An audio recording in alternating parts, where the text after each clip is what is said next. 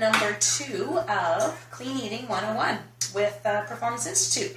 And what we're going to do today, as promised, is I'm going to show you a very, very basic lunch that you can do. So you can pack lunches for the week, use the Tupperware that you've hopefully already purchased for yourself, and eliminate the need for using pre-processed starchy carbohydrates. So basically what our lunch is going to look like, we're going to have a bed of greens, either mixed greens, pre-washed to save time. We've also got spinach as an option, so you can choose one or the other or do both. So that's going to be on the bed, so the very bottom of your Tupperware, you're going to lay that down. Then you're going to put 1 serving of your starchy carbohydrate. In this case, we're doing either sweet potato or yam. We're going to do fist size. So once it's all cooked, we're going to portion that into fist size portions. So that's going to be a portion of that. And then we're going to top it with some protein. So in this case, for the week, the protein that I'm doing is I've got some lean eye of the round beef right here. So I got this, just a quick little hint. For some reason, if you purchase it right at the counter, it's cheaper. I don't know why, and that's, you can also get antibiotic free. So that's relatively lean. How we're going to prepare that, I've just done this a little bit ahead of time. Super simple, a little bit higher sodium, so I wouldn't do this all the time, but the whole point of this first video was to show you something super simple that anyone can do. So I've taken some onion and garlic soup mix, about half a package or less, maybe a third of a package, added it to 2 cups of boiling water, and I'm going to pour that over top of my meat. I'm going to stick that in the oven, and I'm going to cook that for, it's a pretty thick meat, so it's probably going to be, take a little bit of time. What I'm going to do actually to speed up the cooking time is I'm going to slice it up, and I'm going to tent over top of it. I'm going to put some tin foil to speed up that cooking. So I will do that in a second and show you how to do that. And as well, at the same time, I'm going to prepare these potatoes and cook them in the oven as well in a baking dish. So that's one thing I omitted in my first video, is what are some of the basics you need for cooking. Some good bakeware that you can put in the oven is also something that I would probably recommend.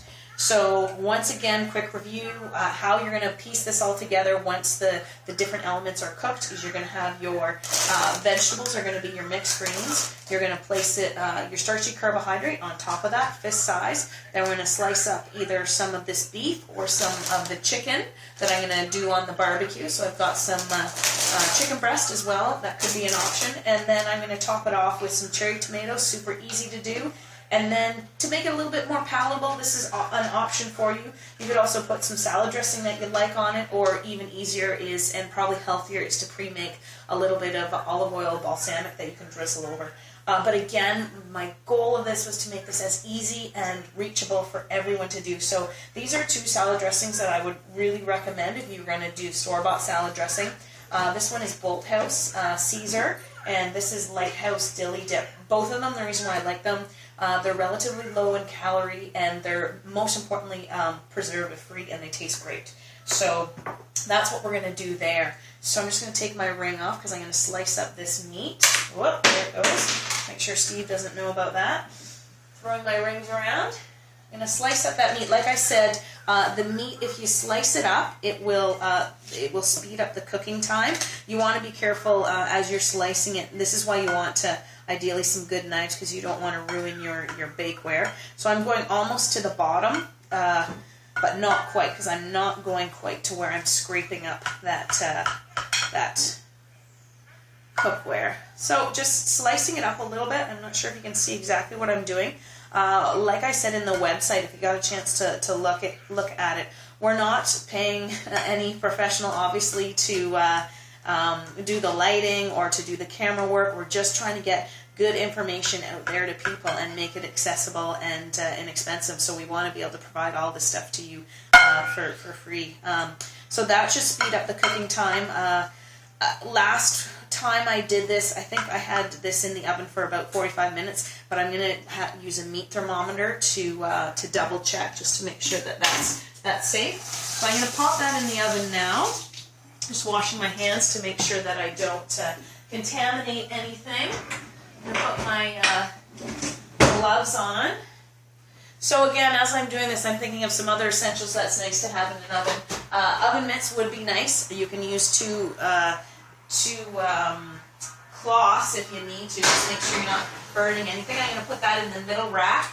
I've preheated the oven at about 370. It can be anywhere between 350 and 375. Now to prep my potatoes here, obviously using a different knife from the meat. And I've already washed these. These ones, as you can see, they've got a little bit of, I don't know if you call them the eyes or whatnot, so I'm just going to chop that out. I'm going to be nice and quick. And I won't bore you probably by doing this with all of them. I will fast forward that video as well, just so you can catch up to the important parts and you can do some of this on your own. So I'm going to prep all the potatoes. I'm going to piece them, maybe cut them in half so they'll cook even a little bit faster. I'm going to prep them in this dish, throw those in the oven as well. I'm going to cook those ahead. And I'm also going to fire on up the barbecue. I'm not going to do anything to this meat other than throw them on the barbecue. That's an awful lot of meat. This is not all for lunches. But what I also find is really, really helpful on my prep days is to prep a bunch of protein ahead so that for my dinners, it's ready to go. Majority of the time, what I find what works for Steve and myself is to have a great big salad for dinner, and I make, Jake will share with the protein that we have, and then I'll maybe have a nice organic soup for him, and then I'll maybe have some brown rice or a whole wheat tortilla or something along those lines for him because he's not quite ready to eat the big salad yet. I'm hoping eventually that he will.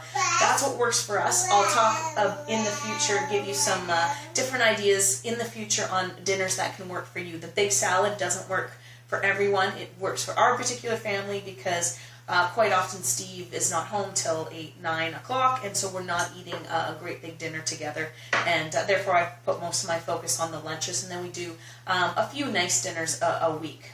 But if I have some meat prepped ahead of time, it saves me a lot of trouble. So go ahead, I'll come back to you in a second with the next part of the video where everything's all cooked, and I'll show you how you actually put it together in your Tupperware, and you slide it in the fridge, and it's ready to go for the week. So we'll catch up with you in about 20 minutes or so.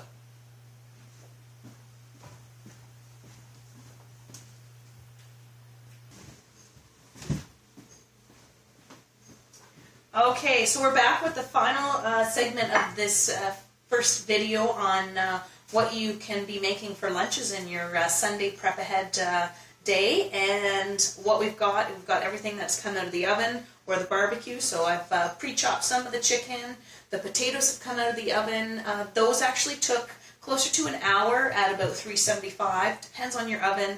The size of the beef, you probably saw it was about that big. That took about 45 minutes when it was sliced up, and that was also on 375. I did use a meat thermometer with that one just because I wanted to make sure that it was cooked properly. Again, as you get better, you probably don't need, and you can just tell by feel, just like most people can tell when chicken breast is done on the barbecue. So let's put it together. We've got all the Tupperware laid out. We're going to take some spinach, and I'm going to lay it down in the dishes. Some of them I'm going to do spinach, some of them I'm going to do my mixed greens, just like so. I'm going to pack it down, and another one here. So you can never have too many greens, so go with as much as you would like. Add some easy nutrients in. Again, this is pre-washed. It's a nice way to save some time. A quick little note on the mixed greens. I do love them. I do find, for whatever reason, the mixed greens, the best before date, sometimes they don't stay nice right through to that best before date, whereas I find spinach keeps a little longer. Just something that I found, just a little hint. So just buyer beware on that. But I'm going to use up most of my mixed greens here, so I'm just, again, laying this in the bottom. And the next part that I'm going to put, I'm going to use a fork for this only because they still may be hot coming out of the oven. I'm going to think about, this is my starchy carbohydrate, so I'm going to think about a fist-sized portion. I'm not going to be super worried if I go a little bit over or a little bit under. You can probably make up the calories throughout the day. If you're finding that the portions that I'm suggesting here are keeping you pretty hungry through the day, you can add just a little bit more. Or if you're finding that it's too filling for you, then you can do a little bit less. Again, the first important part of this clean eating lifestyle change that you're going to try to make is changing the type of foods that you're eating. And if you're not currently eating these healthy whole foods, you will find that even if your overall calorie consumption stays approximately the same, you will probably see positive changes in your body composition because you're eating better quality food. Actually, you're probably going to intake fewer calories because there's going to be more fiber that you're actually taking in. So I'm not sure if you can see. I'll hold it up. Basically, I'm considering or eyeballing about a fist size of starchy carbohydrate. So again, I'm not too worried about it being exact. Then I'm going to take an open palm size of my meat. So about that much of my, in this case, chopped chicken breast, and I'm going to place it in the Tupperware. So you can see, once you get this going, it's a bit of an assembly line, and it just goes pretty quick. I do the same for some of them. I'm going to do beef, and again, just eyeballing, chopping them up, and then eyeballing that amount on here. I said we were going to make it super simple, so then to add some more veggies, I'm not even going to cut these cherry tomatoes, keeping it super simple. I'm going to put it on top. So there we've got we've got some greens, we've got our starchy carbohydrate, we've got our protein, and then we've got some extra veggies. If I want, I can take just a tiny bit of salad dressing, and I'm just going to drizzle that over top, and there's a delicious lunch for the week.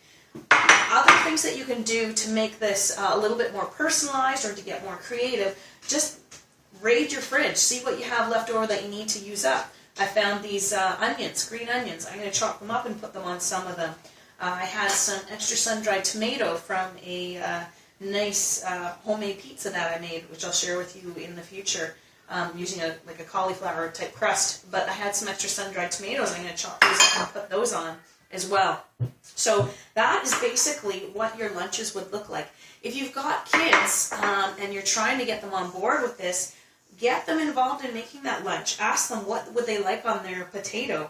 You can dress it up and make it as interesting or as boring as you want, depending on what you like to eat.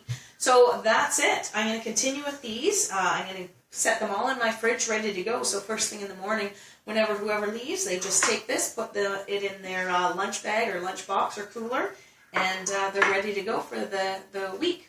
Thanks so much, and I look forward to sharing some other recipes with you. If you have certain questions about nutrition that you'd like to email me, I'd love to hear you. If you want me to review a recipe and let you know what I think of it, or give me some ideas, share some recipes, anything that you want to ask or share, I'd be more than happy to submit and get that involved in these future videos. So thanks so much. Look forward to seeing you again.